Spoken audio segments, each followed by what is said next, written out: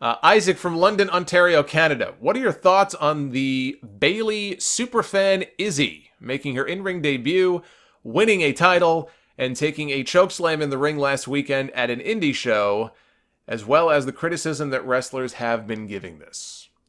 So yeah, I only knew about this in the last few days, and I've seen and heard a lot of different opinions on this, and I think that people just need to calm the fuck down. That's what I think. They need to calm the fuck down on this Izzy thing. I saw people who were furious over this. You could practically hear the steam coming out of their ears. Yes, I would not have had my 12-year-old take a chokeslam bump regardless of how safe it was. I don't know that there is such a thing, frankly, as a safe chokeslam. Chokeslams, power bombs, pile drivers.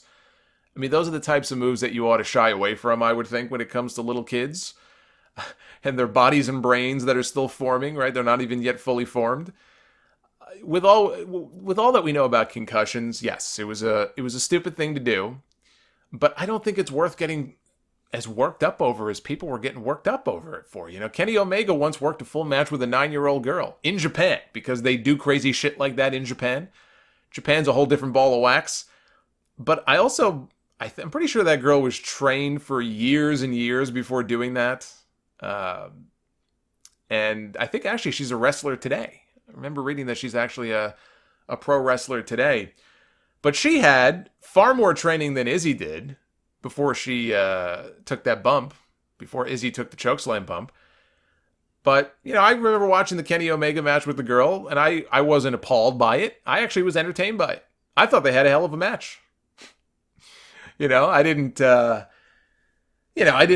put up a whole fuss about it and say, oh, this is horrendous, how could this happen? Because it was very obvious that girl, even though she was 9, had it by that point a fair amount of training. I wouldn't be shocked over in Japan that they start training them when they're 5 or 6. I mean, you hear about luchadors in Mexico. Rey Mysterio, I think, got his start when he was 12 or 13. He was in the ring wrestling. I don't hear people pitching a fit about that. But I guarantee you, if Twitter existed back then, and there was footage of Rey Mysterio eating a fucking tope con hilo at the age of 12, people would lose their shit. It's just the way of the world now. But, as far as Izzy is concerned, I think it's great that she wants to be involved in pro wrestling.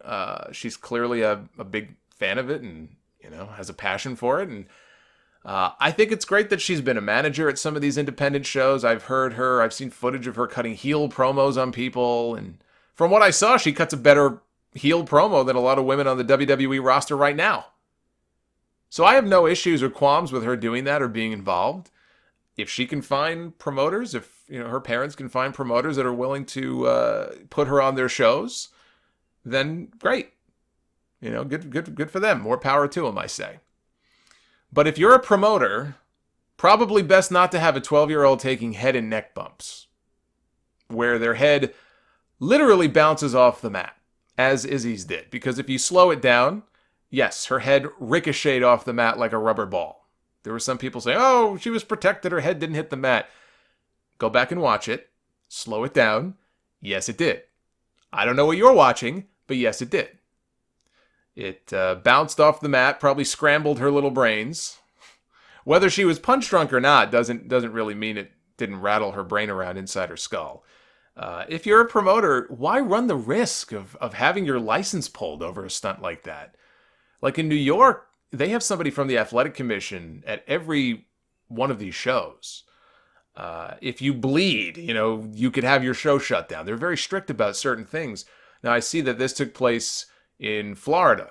I don't know how strict they are about these things down there, but as a promoter, I would think it's stupid to even take the risk.